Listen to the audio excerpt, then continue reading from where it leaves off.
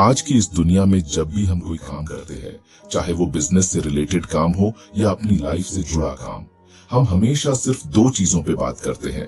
पहली व्हाट मतलब क्या, और दूसरी हाउ मतलब कैसे। और जो सबसे ज्यादा जरूरी तीसरी चीज होती है, उसे तो हम बिल्कुल ही भूल जाते हैं। हेलो फ्रेंड्स, बुक इनसाइडर पर आप सभी का स्वागत है। आइए शुरू करते हैं हमारी आज की book summary start with why, जिसको लिखा है साइमन सिनेक ने। स्टार्ट विथ वाई जो बुक है वो शुरू ही तीसरी बात से होती है। साइमन सिनेक का कहना है कि किसी भी चीज का व्हाट एंड हाउ से भी ज्यादा जरूरी होता वाई, यानी आप जो भी काम कर रहे हो वो क्यों कर रहे हो, ये जानना बहुत ज्यादा जरूरी है। अक्सर लोग इस बुक को इसलिए नहीं पढ़ना चाहते हैं कि उन्हें लगता है कि ये बुक तो सिर्फ बिजनेस के लिए है, और ऐसा बिल्कुल नहीं है। आप लाइफ में कुछ भी काम कर रहे हो उसके लिए वाई जानना बहुत जरूरी है। इस बुक में हम आज बहुत कुछ नया सीखने वाले हैं, तो आइए शुरू करते हैं पहले चैप्टर के साथ। Chapter 1 starting with why. इस चैप्टर में हम एक गोल्डन सर्किल के कंसेप्ट को समझने वाले हैं, जो हमें बताएगा कि आखिर वाई इतना जरूरी क्यों है। इसी क्या वजह है कि वाई व्हाट और हाउ से भी ज्यादा जरूरी है।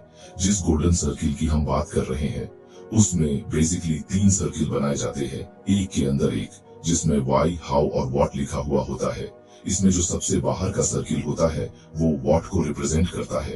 अगर हम किसी कंपनी का एग्जांपल ले तो उसका व्हाट होगा उसका कोई प्रोडक्ट या सर्विस। जैसे सैमसंग मोबाइल बनाती है और भी बहुत कुछ बनाती है, तो ये उसका प्रोडक्ट है। या जैसे आप किसी भी कंपनी के सिम में रिचार्ज करते हैं, बदले में वो आपको सर्विस देते हैं, तो इन कंपनियों का जो प्रोडक्ट और सर्विस होती है वो आती है व्हाट में। अब जो दूसरा सर्किल होता है वो होता है हाउ का। मतलब अब ये जो कंपनियां है जो प्रोडक्ट या सर्विस बेचती है, उनकी जो भी प्रोसेस होती है बनाने की या सर्विस देने की, या फिर उनकी स्ट्रेटजीज, ये सब चीजें हाउ वाले सर्किल में आती है। और जो आखिरी और सबसे अंदर का सर्किल होता है वो होता है वाई का। मतलब क्यों, इसमें इन कंपनियों का मकसद, बिलीफ, पर्पज छिपा हुआ होता है, जो इन्हें ये काम करने के लिए मोटिवेट करता है। सिनेक ने कई सारी कंपनियों को ऑब्जर्व किया। वो कंपनियां इस सर्किल को बाहर से शुरू करती है। पहले वो व्हाट डिसाइड करती है, मतलब उनको प्रोडक्ट या सर्विस, फिर हाउ और उसके बाद वाई।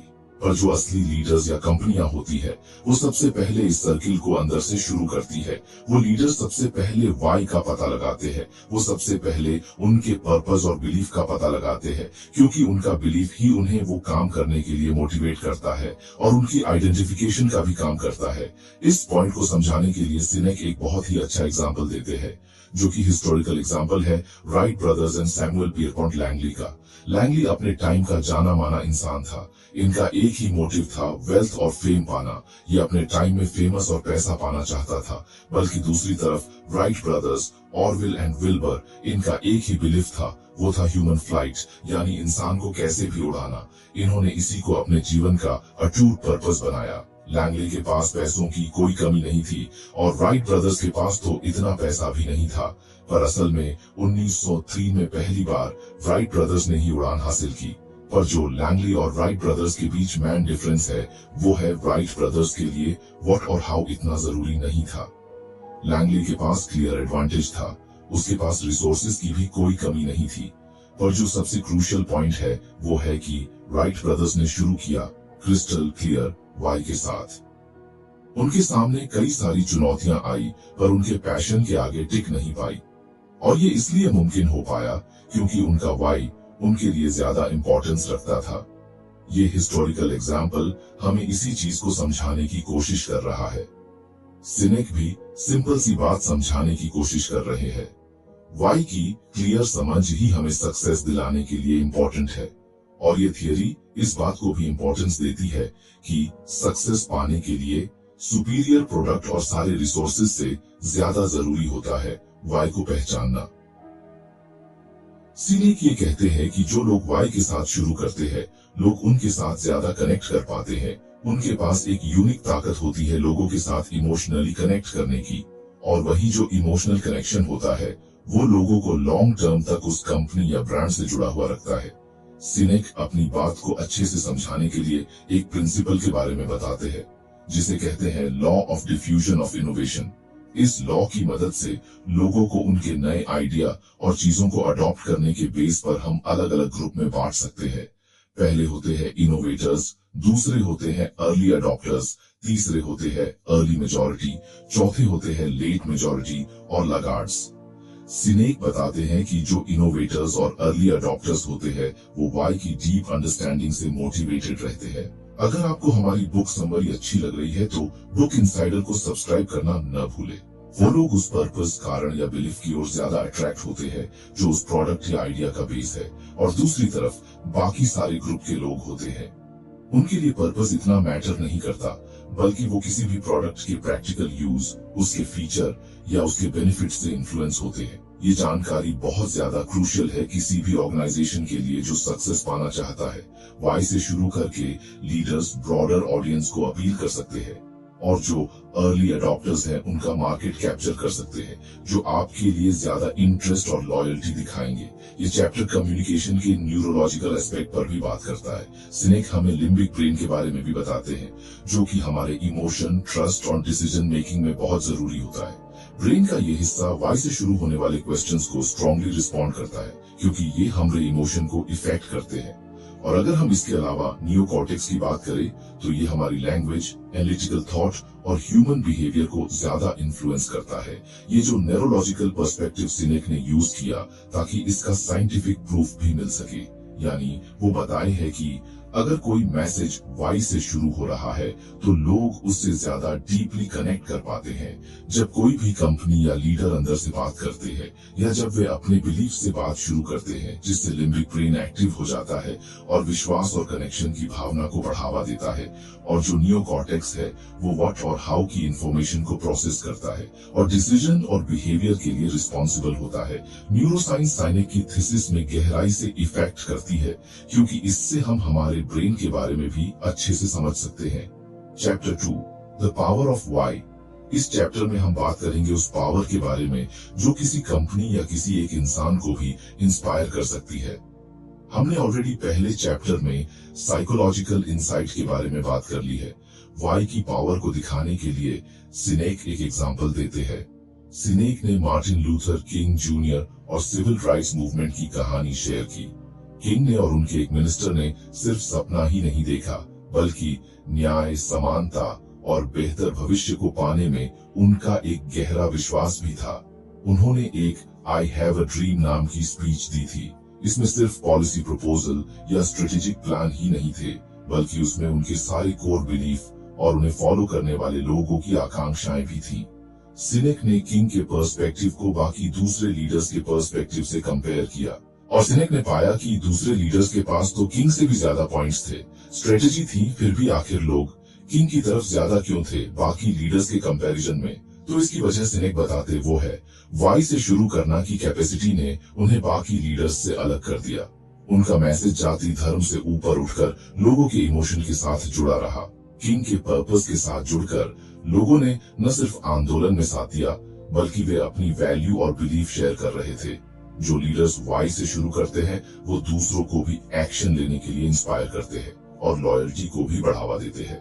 आगे सिनेक एक टेस्ट का एग्जांपल देते हैं। वो कहते हैं कि कोई कंपनी जो सिर्फ अपने प्रोडक्ट के बेनिफिट्स पर फोकस करती है, उसे सेल करने के लिए बिना उसी कोर वैल्यू को बताए, क्योंकि कोर वैल्यू ही लोगों को कनेक्ट करती है उस प्रोडक्ट के साथ भी और उस कंपनी के साथ भी। मान लीजिए कोई कंपनी टमाटर बेचती है। एक कंपनी उस टमाटर के फ्रेशनेस को दिखाती है जो कि है व्हाट। दूसरी तरफ एक कंपनी इसी टमाटर को हेल्थ के बेनिफिट बताकर और ऑर्गेनिक फार्मिंग के टमाटर बेचती है जो कि है वाई। अब जो दूसरी तरफ की कंपनी है वो टमाटर के कोर वैल्यू पर फोकस कर रही है। कई कंपनियों के लिए ये एक टूल की तरह काम करता है जो उनकी मार्केटिंग स्ट्रेटजी में बहुत मदद करता है। ये टेक्निक किसी भी प्रोडक्ट को बेचने से ज्यादा उसके कोर बिलीफ के बारे में बात करने के लिए कहती है, जिससे ऑडियंस के साथ कनेक्शन बन सके। सिनेक इसमें एक और क्रिटिकल कंसेप्ट के बारे में बात करते हैं, मैनिपुलेशन वर्सेस इंस्पिरेशन। लोगों को इन्फ्लुएंस करने के दो तरीके होते हैं। एक होता है मैनिपुलेशन, जिसमें लोगों पर सिर्फ शॉर्ट टर्म बिहेवियर छागे होता है।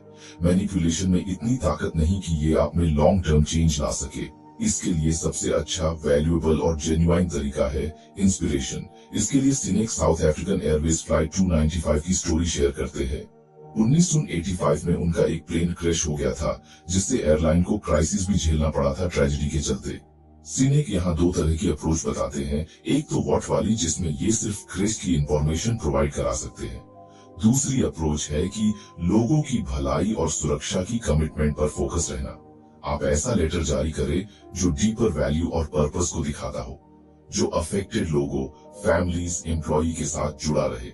मैनिपुलेशन और इंस्पिरेशन के बीच के डिफरेंस को आसानी से समझा जा सकता है। मैनिपुलेशन टेक्निक सिर्फ कुछ टाइम के लिए ही फायदा दे सकती है, लेकिन इसमें ऑथेंटिसिटी की भी कमी होगी और सस्टेनेबल सक्सेस भी नहीं मिलेगी। जो लीडर्स और कंपनियां होती है वो इंस्पायर करती है, उनका एक क्लियर पर्पस होता है और वो इसी से आपका ट्रस्ट और लॉयल्टी भी जीतती है। अगर आपको हमारी बुक समरी अच्छी लग रही है तो बुक इनसाइडर को सब्सक्राइब करना न भूले। ये चैप्टर हमें डिसीजन मेकिंग में भी वाई का इम्पोर्टेंस दिखाता है। सिनेक कहते हैं कि जब भी लोग अपनी वैल्यूज और बिलीफ्स को ध्यान में रखकर कोई भी डिसीजन लेते हैं तो उन्हें वो डिसीजन अच्छा भी लगता है और इमोशनली सेटिस्फाइंग भी लगता है। लोग उन लीडर्स और ऑर्गेनाइजेशंस की ओर अट्रैक्ट होते हैं जो उनके वैल्यूज को शेयर करते हैं, क्योंकि लोगों को लगता है कि ये तो हमारे ही अच्छे के बारे में है।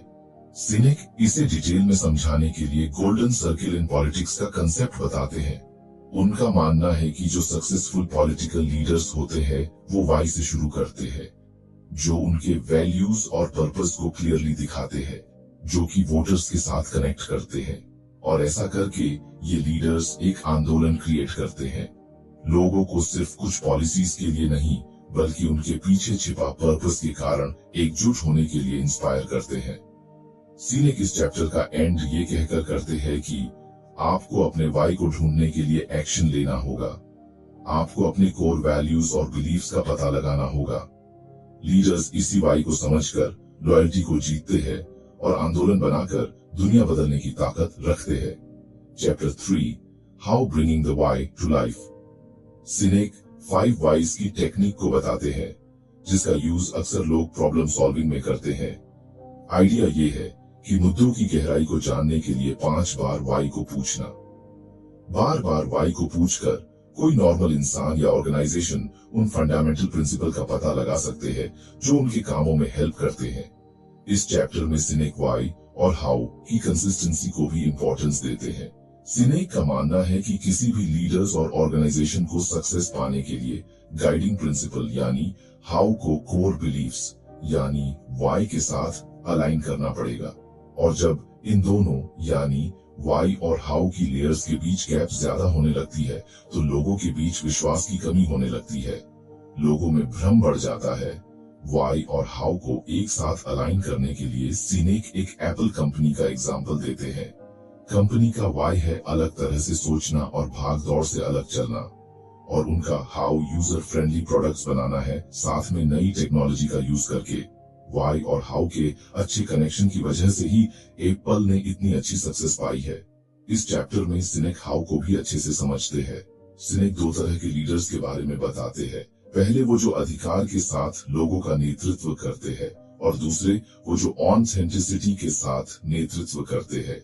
जो लीडर्स अधिकार से नेतृत्व करते हैं वो लोगों को इन्फ्लुएंस करने के लिए उनके पद का यूज करते हैं, और दूसरी तरफ वो लीडर्स है जो ऑथेंटिसिटी के साथ नेतृत्व करते हैं और ये अपने काम, ट्रस्ट, बिलीफ से लोगों को इन्फ्लुएंस करते हैं।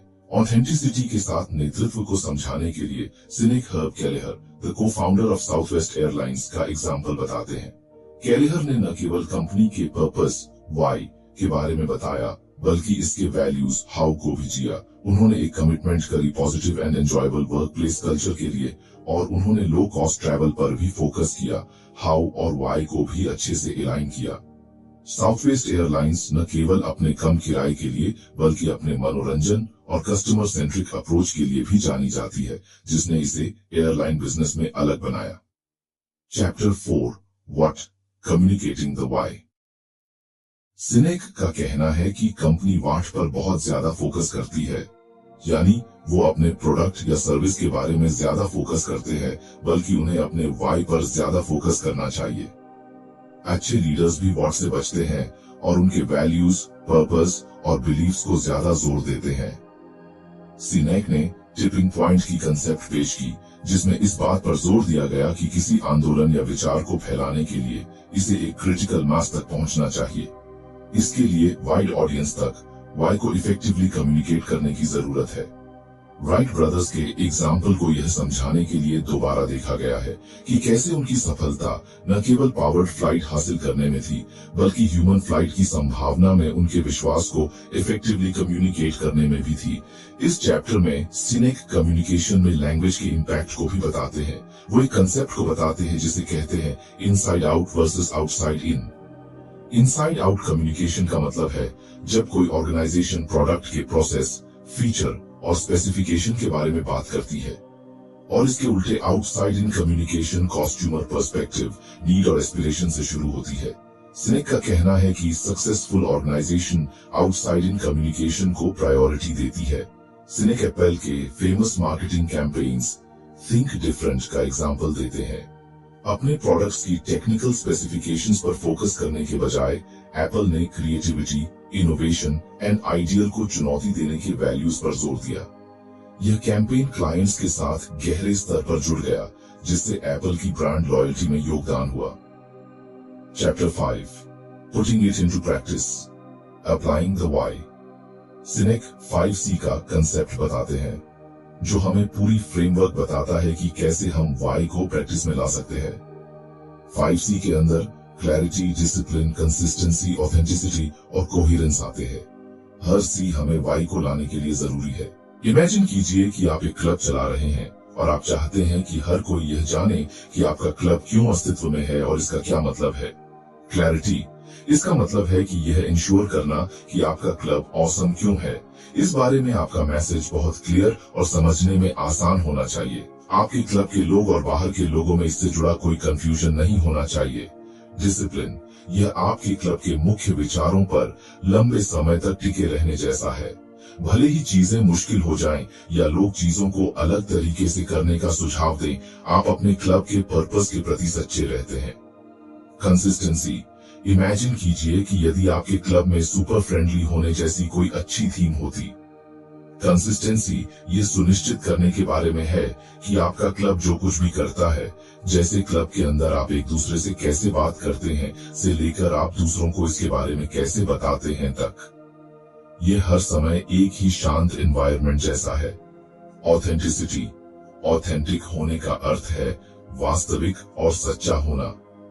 अपने क्लब में यदि आप कहते हैं कि आप पूरी तरह टीम वर्क के बारे में हैं, तो आप वास्तव में उसी तरह काम करते हैं।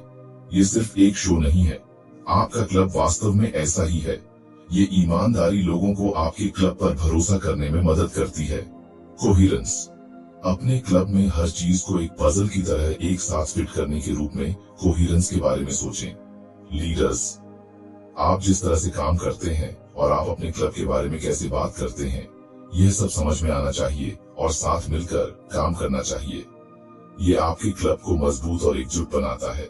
तो सरल शब्दों में, ये सुपर क्लियर होने, आपके क्लब में जो विश्वास है उस पर कायम रहने, हमेशा उन बिलीव्स के हिसाब से काम करने, वास्तविक होने और ये इंश्योर करने के बारे में है कि आपके क्लब में सब कुछ एक साथ समझ में आता है। इस तरह आपका क्लब इसमें शामिल सभी लोगों के लिए एक शानदार और भरोसेमंद जगह बन जाता है। तो फ्रेंड्स, ये थी हमारी आज की बुक समरी। आपको कैसी लगी कमेंट करके जरूर बताएं और धन्यवाद आपका समरी एंड तक सुनने के लिए।